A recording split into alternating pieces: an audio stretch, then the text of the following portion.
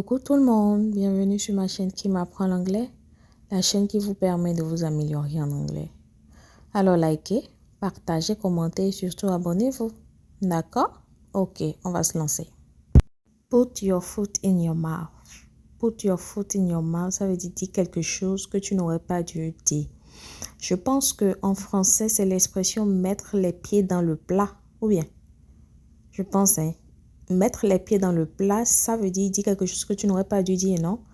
Si je me trompe, s'il vous plaît, mettez ça en commentaire, d'accord?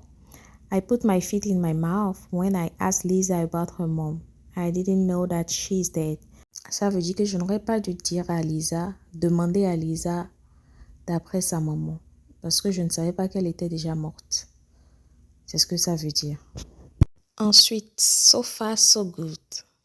So far so good. Ça me fait penser à la chanson de... Comment il s'appelle? Kiss Daniel. La dernière chanson de Kiss Daniel, là. Bouga.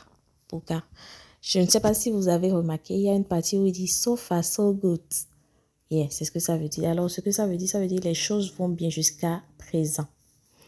Ça veut dire jusqu'ici, tout va bien. Everything is going well, so far so good. Ça veut dire tout va bien jusqu'ici, tout avance bien. Jump on a bandwagon. Jump on a bandwagon. Ça veut dire suivre une tendance pour être comme tout le monde. Être à la mode en fait. Parce que tout le monde fait ceci, moi-même je veux le faire. C'est ce qui est à la mode. C'est ce que ça veut dire jump on a bandwagon. Par exemple, I don't jump on a bandwagon. I like to be me. Ça c'est complètement moi. Franchement, je n'aime pas suivre la tendance.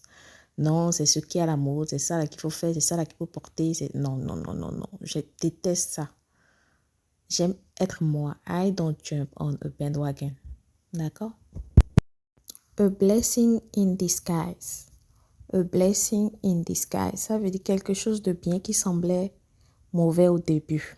C'est ce que ça veut dire.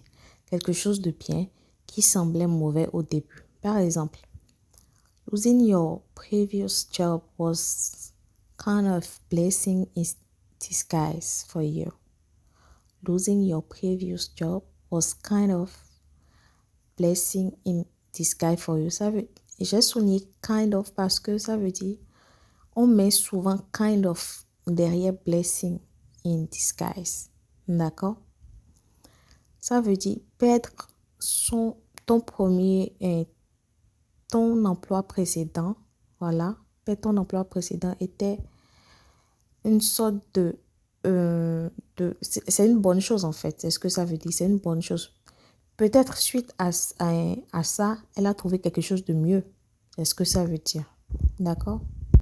Alors, pour les verbes irréguliers, aujourd'hui, on va voir to bring, qui veut dire apporter, to build, qui veut dire construire, et to burn, qui veut dire brûler.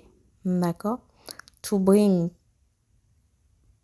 pas de simple propre, pas de participle propre. To build, construire, pas de simple build, pas de participle built. To burn, pas de simple burnt, pas de participle burnt. D'accord? On va réviser ça aussi pour cette semaine. Donc, ça fait 6 verbes irréguliers à réviser pour cette semaine. Donc, pour toutes les vidéos précédentes, vous allez voir comment on appelle cette liste de verbes irréguliers et la précédente qui vient de passer, c'est-à-dire l'autre vidéo, la vidéo d'hier. D'accord? Ok. C'est tout pour aujourd'hui. On se prend pour la prochaine vidéo. Bye bye. N'oubliez pas de vous abonner. Désolé pour les erreurs. D'accord? Pour plus de vidéos, abonnez-vous, activez la cloche de notification, likez, partagez.